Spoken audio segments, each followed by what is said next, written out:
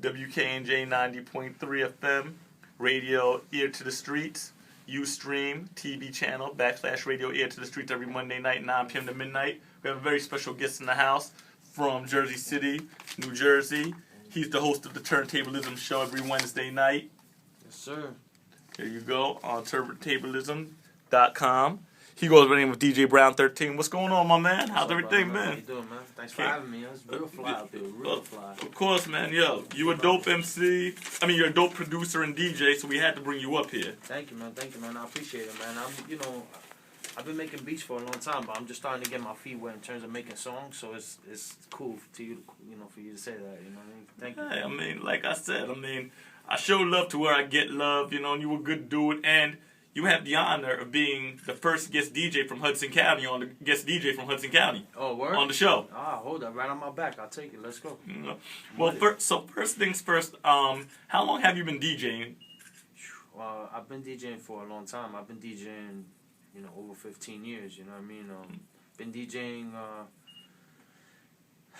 for over 15 years. Over 15 years DJing, and I didn't actually get a set of turntables until I was 22 years old. So there was a period of time where I was DJing and I actually didn't have any equipment. So And how'd you get to be so good though? I'm saying, I was lucky enough to have a lot of, good mixed DJs, around in my area. A lot of cats that used to mix house music and club music. So mixing and staying on beat was very important. You know what I mean? And I was just one of those dudes carrying crates. You know what I'm saying? I used to carry crates for DJ D-Shot. Who also holds me down on the Turntablism Show. He's one of the teams. He's one of the team members. And, I used to carry crates for him and shit. And stuff like that, Pardon the, I'm used to the uncensored version, We're very uncensored on Turntablism. Understandable. But it's all good, I'm tamed up. But, so, with all of that being said, and we're carrying the crates, and are you just the hip-hop DJ, or do you spin other music? Well, I spin whatever. Like I said, I came from that era where it's more important to rock a crowd. You know what I mean? And you never know what kind of crowd you're gonna be in front of. I work with a mobile DJ sound system. Me and D-Shot, we've been running a mobile DJ service for years. So we do all types of events. So gotta have all types of music. I like to spin hip hop, but if I'm getting a couple $100 to throw a party somewhere, I'm gonna play what I need to play. You know what I mean? And that's understandable, because a lot of DJs don't think like that. Because I know, but your main specialty, you're a hip-hop DJ. That's what I like to play, yes. Right. I would prefer to play hip-hop. Right. Because, so, if ever I get married and have a wedding, I want somebody to come spin Black Moon or MF Doom, I can call it You and Absurd. Yeah, most definitely. We'll spin, and we can have some MF Doom, KMD rocking all night. Most definitely. No problem with that. And I know Absurd gets down with that. I know that. So, I know you do the Turntablism Show every Wednesday night. So how long have you been doing this show, the Turntablism Show? We've been doing a Turntablism Show for about 124 weeks. We celebrated our 1-year anniversary a couple of months back, and we also celebrated our 100th episode, which was another big milestone several months back. And we're actually in the process of moving to a new studio, so we haven't been doing any new episodes for the past 6 or 7 weeks or something like that. Okay. But we're looking to come back strong in the new year with a new look, new vibe. You know what I mean? There's nothing wrong with that. Yeah. So, and you're from Jersey City. Yeah, I'm from Union City. Union City. Yeah, I was born in Queens. I was raised in Union City, and I reside in Jersey City. But I resided there for many years. So. Because I know New Jersey and New City are known for bringing a lot of legendary DJs and a lot of producers, and many people in the hip hop game.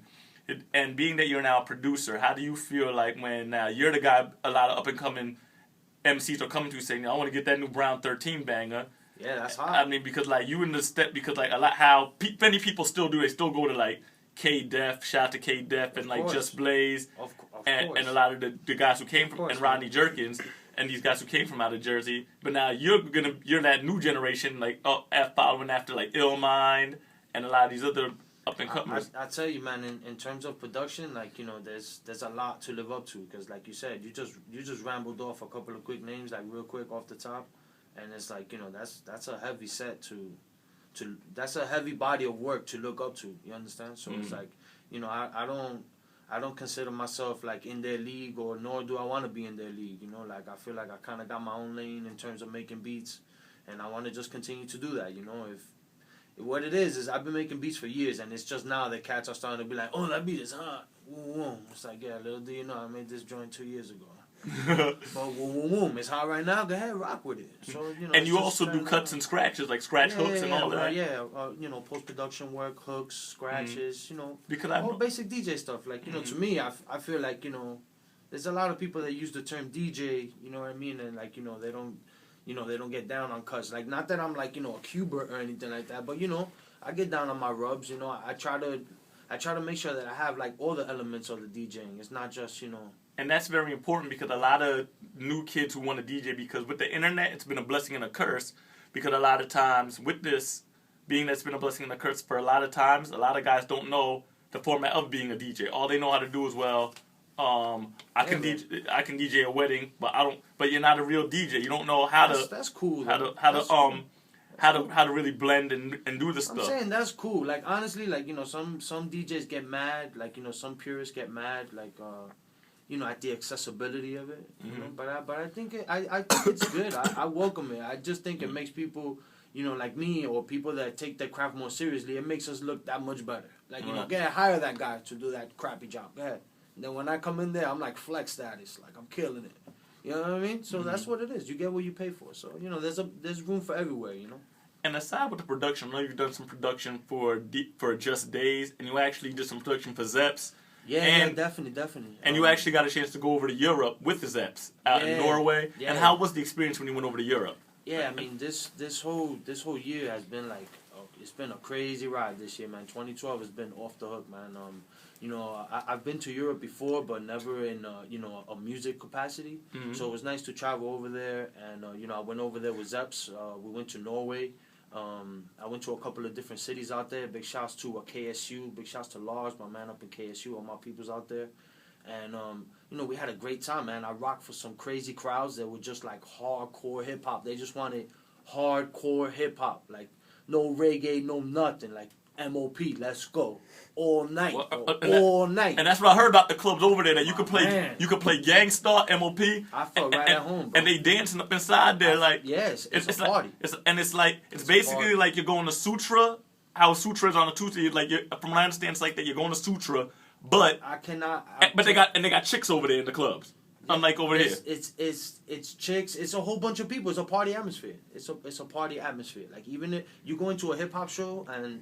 It's a party atmosphere. The only thing that I have to say is that like, there's not so much focus on the extra stuff. Like, you know, out here, you know, some people are worried about what they're wearing. You know, other people worry about who they with, or you know what I mean. Like, over there, like, people are just trying to drink and like have a good time. You know, if the music is good time. If the music isn't good, they're gonna leave. You know what I mean? So you know right away from the crowd. Like, if they're staying and they're partying, they got you. You know what I mean? Like, it's awesome. It's awesome. And can't wait to go back. And now that have gotten into production, how have you been? How are you now? Are you at that stage where like you're charging people for beats? And when I say that, is it kind of difficult sometimes? Which should I charge him? Because you know a lot of guys in the independent scene.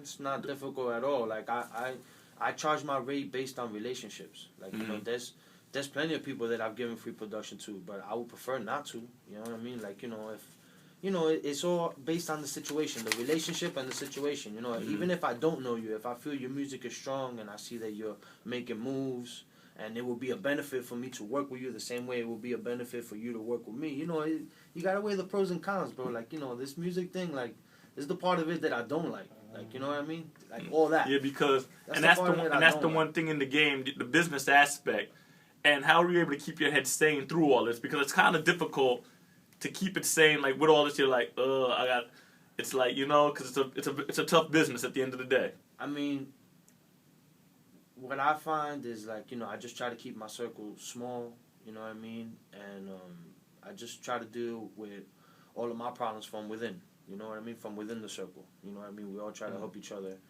and I just try to not worry about all the other stuff because it doesn't matter. Like, at the end of the day, it doesn't matter. Like, you know, all that stress and all that, forget all that, bro. Like, that's not why I make beats, straight up. I make beats because I like to make beats. If it's a headache to work with you, it's like, get out of here. Like, it's not that serious. Like, yeah. So and with all of that being said, I know, and we talked about how you're going to Europe, and now also I understand you're now Triple Stace's tour DJ. You've been going on doing some shows with Triple Stace from the formerly of the Terror Squad. Yeah. Actually, you were there. Yeah, at the Beatnuts. I was there when history was made, people. Yeah. When he did the show with the Beatnuts and Keith Murray, and when Triple Stace came and opened up. And Brown 13 and shout out to Dominills. They got on stage and they did their thing, and Word, exactly. Like, I rock with Dominills. Dominills gave me the opportunity to DJ for her at a show in Staten Island. Yep. Which was opening for, Keith Murray and the Beatnuts. And, and Sace and all that, like you said. And, that's where the initial introduction with Sace, came in. That's where we met. And, we've worked together on some music. I just did a joint with him called Murder. It's featuring Killer Russ. It's got a nice Rasta vibe to it. It's real nice. You can check it out on my website, djbrown13.com. Just go to the Bandcamp link.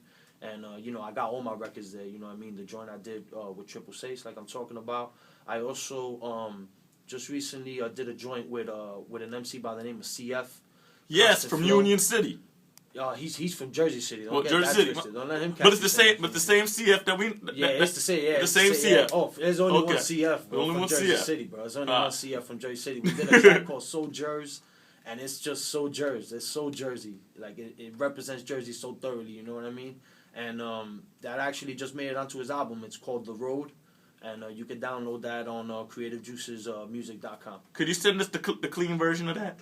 I ain't got no cleans. I ain't even playing none of my music, man. All my music is dirty, man. Straight up. Straight up. Now that you in the business, you gotta learn. You gotta get the clean cuts. Yeah, no doubt. But yeah, I'm happy for you. I'm saying all my music is free. Like I said, go to my website, djbrown13.com. I got all the mixes that I do from turntablewisdomshow.com. I got most of them up there, and like I said, we didn't even really touch thoroughly on that Just Days project. Yes, man. the Just Days, and that's what I wanted to tell you, because really I know you did a lot of work with Just Days, and now Just Days for his a single and a video that he did was getting shot from Flex. Yeah, and I know he's doing his thing, and you worked with Just Days when he was on the come up, when you were on the come up. Not even on the come up, like Days. There's no come up with Days. Like Days is always steady motivating, bro. That kid, like every time I think he stopped, he's. Yep. Another step, and like that's what I mean. But you were working with him now that he's getting the shine. It's like he's really now at the peak where everybody's noticing from the battles to everything, and now and it's an honor. And he was up here on the show and he shouted you out. Right? It's nice to see the progression of a young man like that. Definitely, man. I mean, initially, Porter Rock actually made the introduction with me and Just Days, and we shout out to DJ Porter Rock. What up, Porter Rock?